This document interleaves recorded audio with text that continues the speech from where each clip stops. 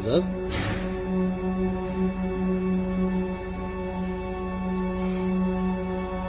மீசா time நேர்களை நிகழ்ச்சிக்குள் அன்போடு வரவேற்றுக் கொள்கிறோம். சொந்த பணத்துல சூனியம் வைத்த இஸ்ரேலிய இராணுவம் என்ன நடந்த ஏது நடந்த அப்படிங்கிற விஷயத்தை பார்க்கறதோட தரைவழி தாக்குதலா வானாமையா அப்படின்னு சொல்லி ஆலோசனை வழங்குகின்ற அளவுக்கும் அடம்பிடிக்கிற அளவுக்கும் டொனால்ட் ட்ரம்ப் மாறி போனாரு அப்படின்ற பல்வேறு செய்திகள் தான் இன்றைய பதிவு. லெபனானுக்கு உள்ள 10 இராணுவ வீரர்கள் படுகாயம் அடைந்தது மட்டுமல்லாம மிக முக்கியமான 2 படத்தளபதிகள் பலியான சம்பவம் பதிவாக இருக்கு. யுத்த நிறுத்தம் வந்தாச்சு, இதுக்குள்ள எப்படி பலியான சம்பவம் நடந்து முடிஞ்சது? ஹிஸ்புல்லாக்களும் தாக்குதல் நடத்தல, அப்படியா இருந்தா இந்த சம்பவம் எப்படி நடந்தது அப்படின்னு ஒரு விஷயம், அந்த கதை எப்படி தொடங்கிருக்கு அப்படின்னு கேட்டீங்கன்னா, தாக்குதலுக்கு இலக்கான நிலங்கள்ல மேலும் இராணுவத்தை குவிச்சு அந்த நிலங்களை கையகப்படுத்துகின்ற ஒரு பணியை இப்போது பெஞ்சமின் நெதன்யாகுனுடைய அரசு செஞ்சு வருது. இந்த பின்னணியில தான் 769வது பிரிகேடியர் படப்பிரிவு தான் இப்போது அங்க ரோந்து நடவடிக்கையில ஈடுபடுறாங்க.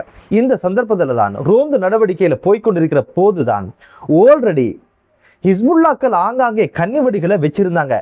அந்த ஒரு குண்டு வெடிச்சதுல 2 மிக முக்கியமான பட தளபதிகள் பலியானதோட 10 பேர் படுகாயமடைந்த சம்பவத்தை இப்போது இஸ்ரேலிய ராணுவம் உறுதிப்படுத்தியிருக்கு, இஸ்ரேலிய அரசும் உறுதிப்படுத்தியிருக்கு. இது போக யுத்த நிறுத்தத்துக்கு பிற்பாடு 2 தினங்கள்ல 12 தாக்குதல்களை இஸ்ரேலிய ராணுவம் அப்பாவி மக்கள் மீது மேற்கொண்டிருக்கு. இது குறித்து பெஞ்சமின் நெதன்யாகு சொன்ன வியாக்கியானம் என்ன அப்படின்னு பாத்தீங்கன்னா, யுத்த நிறுத்தம் இருக்குது, அதுல மாற்று கருத்து இல்ல, ஆனா எங்களை பாதுகாப்பு உறுதிப்படுத்துறதுக்கு நாங்க தாக்குதல் நடத்துறோம் அப்படின்னு ஒரு வியாக்கியானத்தை சொல்லி இருந்தாரு. இதுல என்ன நடக்கும் அப்படின்னு பாத்தீங்கன்னா, தெற்கு லெபனானுக்கு உள்ள யுத்த நிறுத்தம் வந்தா நீங்க என்ன பண்ணிருக்கணும், உடனடியாக உங்களோட படையை நீங்க வாபஸ் வாங்கியிருக்கணும். அது செய்யல. அது ஏன் செய்யல அப்படின்னு கேட்டீங்கன்னா, இப்போது பெஞ்சமின் நெதன்யாகுடைய அரசு என்ன சொல்லுது அப்படின்னு கேட்டீங்கன்னா, நாங்க கையகப்படுத்திய ஆக்கிரமிச்ச அடிச்சு ஒழிச்சு மக்கள் எல்லாம் ஊரை விட்டு துரத்தியதுக்கு பிற்பாடு அந்த நிலங்களை மீண்டும் கொடுக்க நாங்க தயாரில்லை, எங்க மீது ராணுவத்தை நாங்க மீள கொண்டு வர மாட்டோம், மீள பெற மாட்டோம் அப்படிங்கிற ஒரு விஷயத்த சொன்னது மட்டுமல்லாம பல்வேறு அடாவடித்தனங்களை இப்போது அங்க செஞ்சு வரதை பார்க்க முடியுது. இந்த விஷயத்தை ஏன் இப்படி செய்யறாங்க அப்படின்னு கேட்டீங்கன்னா, மஞ்சக்கோடு அப்படின்னு சொல்லுகின்ற ஒரு பாதுகாப்பு வலயத்தை உருவாக்கணுமாம். அதுக்கான எல்லைகளை போடுகின்ற பணிகளை ஆரம்பிச்சுட்டாங்க. இந்த ஒரு விஷயத்துல என்ன நடக்குது அப்படின்னு பாத்தீங்கன்னா, யுத்தத்தால தான் குண்டு போட்டு அனைத்தையுமே தவிடுபடியாக்கினவங்க இப்போ அதோட கண்ணுக்கு தெரிகின்ற கட்டிடங்கள் அதை கூட விட்டு வைக்கிற மாதிரி இல்லை, புல்டோசரை கொண்டு உடைக்கிறது. அதுபோக லெபனானுடைய ஒரு பாடசாலையில குண்டை வச்சு வெடிக்க வச்ச சம்பவமும் பதிவாகி இருந்தது. அது இப்போது காணொலிகளா வெளியே வைரலாகின்ற ஒரு காட்சியும் பார்க்க கிடைத்தது. இவங்களுக்கு என்ன பிரச்சனை அப்படின்னு பாத்தீங்கன்னா, இந்த பாதுகாப்பு வலயத்தை உருவாக்கணுமாம். இதெல்லாம் எங்க நீங்க உருவாக்கணும், உங்களோட நாட்டுக்குள்ள உருவாக்கணும். அடுத்தவன் காணியை பிடிச்சு அந்த மக்கள் எல்லாம் வெளியேற்றி இப்போது பாதுகாப்பு மண்டலத்தை உருவாக்க போறாங்க. ராணுவத்தை வாபஸ் பெறவும் மாட்டாங்களாம், அபகரிச்ச நிலங்களை விடவும் மாட்டாங்களாம்.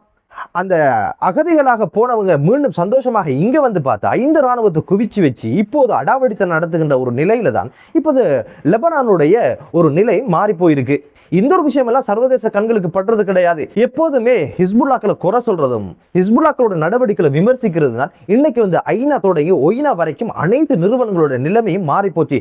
யுத்த நிறுத்தம் அப்படின்னு சொன்னா எதற்காக உள்ள நிற்கணும், எதற்காக பாதுகாப்பு வலயத்தை உருவாக்கணும்? அப்படியாக இருந்தா அதே லெபனான் மக்களுக்கு இஸ்ரேல் ஒரு அச்சுறுத்தலாக இல்லையா? அப்படியாக இருந்தா அங்கு எல்லைகளை போட விடுவீங்களா, அல்லது ஒரு பாதுகாப்பு வலயத்தை தான் உருவாக்க விட்டுருவீங்களா?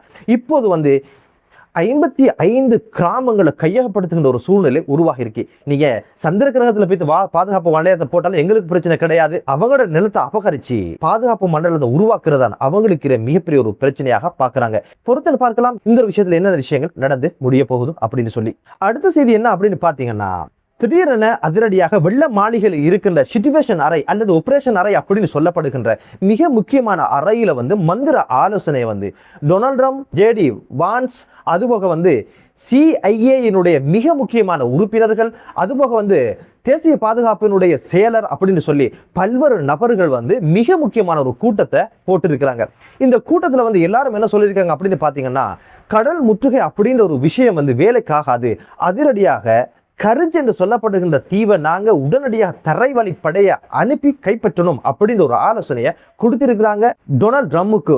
டொனால்ட் ட்ரம்ப் என்ன சொல்லியிருக்கிறார் அப்படின்னு கேட்டீங்கன்னா, தரைவழி தாக்குதலை மட்டும் நாங்க தொடரக்கூடாது, எளிதாக ஈரான் இந்த ஒரு விஷயத்துல பெரிய ஒரு சேதத்தை எமக்கு ஏற்படுத்துவாங்க, பல உயிர்களை நாங்க பலி கொடுக்க வேண்டிய ஒரு சூழ்நிலை உருவாகும் ஐயா, அது வேண்டாம் அப்படின்னு சொன்னது மட்டுமல்லாம இலகுவான ஒரு வெற்றியை அவங்க அடைஞ்சிருவாங்க அப்படின்னு சொல்லியிருக்கிறாரு டொனால்ட் ட்ரம்ப். டொனால்ட் ட்ரம்ப் எப்போதுமே அடுத்தவங்களோட ஆலோசனை தான் கேட்பாரு. பெஞ்சமின் நெதன்யாகு கொடுத்த கைத்தை புழுங்கிட்டு தான் இங்க வந்து அடி வாங்கினாரு. அதுபோக இந்த யுத்தத்தில் அவருடைய மருமகனுடைய பேச்சையும் ஜேடி வான்சனுடைய பேச்சு, அதுபோக இன்னும் பல நபர்களுடைய பேச்சுக்களை கேட்டுத்தான் உள்ள வந்து அடி வாங்கினாரு. இப்ப இவர் என்ன சொல்றாருன்னா, நீங்க தந்த ஐடியா போதும் ஐயா, தரைவழி தாக்குதல்னா சாத்திருவாங்க, பாரிய அளவு சேதங்கள் உண்டாகிரும், இருக்கிற சேதத்துக்கு மேல இந்த சேதாரத்தை தாங்கிறதுக்கு என்னால முடியாது, அதனால தரைவழி தாக்குதல் வேண்டாம் அப்படின்னு சொல்லி அடம்பிடிக்கின்ற ஒரு சூழ்நிலை தான் இப்போது டொனால்ட் ட்ரம்புக்கு ஏற்பட்டதாக இப்போது அமெரிக்காவிலிருந்து வருகின்ற செய்திகள் சொல்லுது. இதுல வந்து உளவுத்துறையினர் என்ன சொல்லியிருக்கிறாங்க அப்படின்னு கேட்டீங்கன்னா, இப்போதைக்கு வந்து 70% ஏவுகணைகள் பத்திரமாக பங்கர்ல இருக்குது, அதை இன்னும் ஈரான் யூஸ் பண்ணல, வெற்றி செஞ்சிருவாங்க அப்படின்ற ஒரு விஷயத்தையும், 45% ட்ரோன்கள் இன்னும் நிலத்தடிக்கல இருக்குது, அது போக வந்து தேனிப்படை அப்படின்னு சொல்றோம் இல்லையா, பூச்சிப்படை அப்படின்னு சொல்லி சிறு படகுகள் இருக்கு, அது வந்து பயங்கரமான தாக்குதல்கள் மேற்கொள்ள ஆரம்பிச்சா தாக்குப்பிடிக்க முடியாது அப்படின்ற ஒரு எச்சரிக்கையும் சொல்லியிருக்கிறாங்க. இங்க வந்து கடல் வழி முற்றுகை அப்படின்ற ஒரு விஷயம் செல்லா காசு அப்படின்றதுதான் சர்வதேச ஊடகங்கள் சொல்லுது. ஏன் செல்லா காசு அப்படின்னு கேட்டீங்கன்னா, இப்போது முழுக்க வந்து ஈரானுடைய கட்டுப்பாட்டில் தான் ஹொர்முஸ் ஜலசந்தி இருக்குது. அதுக்கு 2 காரணங்கள் முன்வைக்கப்படுது. ஒன்று வந்து திடீரென ஈரான் அதிரடியாக ஹொர்முஸ் ஜலசந்தியை மூடியாச்சு, இவங்களோட கட்டுப்பாட்டில் இருந்து அவங்க எப்படி மூடுவாங்க? இரண்டாவது விஷயம் வந்து அதிரடியாக ஹொர்முஸ் ஜலசந்திய இப்போது வந்து ஈரானுடைய 5 கப்பல்கள் வந்து நேற்றைய தினம் வந்து பத்திரமா கடந்து போயிருக்கு. அப்படியாக இருந்தா யார் கட்டுப்பாட்டில் ஹொர்முஸ் ஜலசந்தி இருக்கு அப்படின்னு பார்த்தீங்கன்னா, ஈரானுடைய கட்டுப்பாட்டில் இருக்குது. இது போக எதிர்காலத்தில் எமது கட்டுப்பாட்டுக்குள்ள இருக்கும், எமது கண்காணிப்புக்குள்ள இருக்கும், நாங்க தான் இதனுடைய நாட்டாம் அப்படின்னு சொல்ற மாதிரி அதிரடியாக இப்போது வந்து அதுக்கான வரைபடத்தை, கப்பல் எவ்வளியாக போகணும், எவ்வளியாக வெளியேறணும், எங்கு பயணிக்கணும், எங்கு பயணிக்க கூடாது, இதுல வந்து சிவப்பு வலயம் அப்படின்னு சொல்லி ஒரு பகுதியை அடையாளப்படுத்தி இவர்களுடைய துறைமுகங்களுக்கு அண்மித்த பகுதிகள் தான் போகணும், அங்குதான் பாதுகாப்பு நடவடிக்கைகள் எடுக்கப்படும், பத்திரமாக கைபிடித்து நடைபழக்குவது போல ஒவ்வொரு கப்பலையும் அவங்களே கொண்டு செல்வதாகத்தான் இப்போது ஒரு வரைபடத்தை வெளியிட்டு அந்த ஒரு செய்தியை ஜசீரா வெளியிட்டிருந்தது.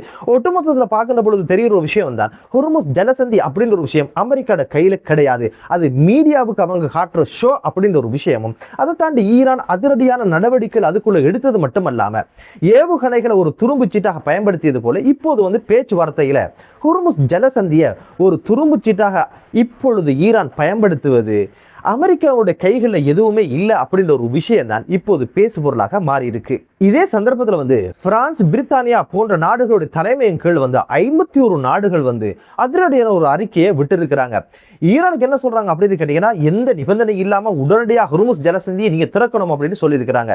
இந்த ஒரு விஷயத்துக்கு ஈரானுடைய பதில் எப்படி இருந்துச்சு அப்படின்னு கேட்டீங்கன்னா, ஹொர்முஸ் ஜலசந்தி அப்படின்றது வந்து நாட்டினுடைய இறையாண்மையோட சம்பந்தப்பட்டது, இதுல நீங்க மூக்க நுழைக்க வேண்டிய அவசியம் கிடையாது. இத்தனை ஆண்டுகளா அமெரிக்காவும் இஸ்ரேலும் செய்கின்ற இந்த அடாவடித்தனங்களை என்னன்னு கூட கேட்காத நீங்க இப்போது வந்து நாட்டாம தொழில் பார்க்க வந்துட்டீங்களா அப்படின்ற மாதிரி, எமது வளம் இதை எப்ப திறக்கணும், எப்ப மூடணும், யாருக்கு திறக்கணும், யாருக்கு மூடணும் அப்படின்னு தீர்மானிக்கிறது நாங்க தான், இது சர்வதேச சட்டங்களுக்கு முரண்பாடான விஷயம் கிடையாது அப்படின்னு ஒரு எச்சரிக்கையை விட்டு இருக்கிறாங்க. என்னதான் இருந்தாலும் இப்போது ஹொர்முஸ் ஜலசந்தி தான் யுத்தத்தையும் சமாதானத்தையும் பேச்சுவார்த்தையும் உடன்படிக்கைகளையும் தீர்மானிக்கும் சக்தியாக இப்போது ஈரான் பயன்படுத்த ஆரம்பிச்சிருக்கு.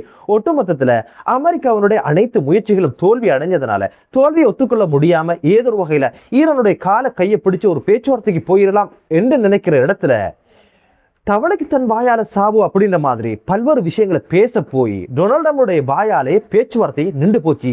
அனைத்தையும் அடைய நினைஞ்ச பெஞ்சமின் நெதன்யாகுவுக்கும் டொனால்ட் ட்ரம்புக்கும் எதையும் அடைய முடியாத ஒரு சூழ்நிலை உருவாகி இருக்கு. என்னதான் இருந்தாலும் இப்போதைக்கு வந்து ஈரானோடு முட்டிக்கவும் முடியல, விட்டு விலகவும் முடியல அப்படின்ற ஒரு சூழ்நிலை தான் 2 பேருக்கும் ஏற்பட்டிருக்கு. பொறுத்தது பார்க்கலாம். இது குறித்த விடயங்கள்ல என்னென்ன திருப்பு முனைகள் அமைய போகுது, என்னென்ன விஷயங்கள் நடந்து முடிய போகுது, என்னதான் இருந்தாலும் மத்திய கிழக்கு நாடுகள்ல அமைதியான ஒரு சூழல் உருவாகணும், ஒரு அமைதி உருவாகட்டும் என்ற ஒரு பிரார்த்தனையோடு மற்றொரு காணொலியில் உங்கள் அனைவரையும் சந்திக்கும் வரை விடைபெறுகிறேன். நன்றி.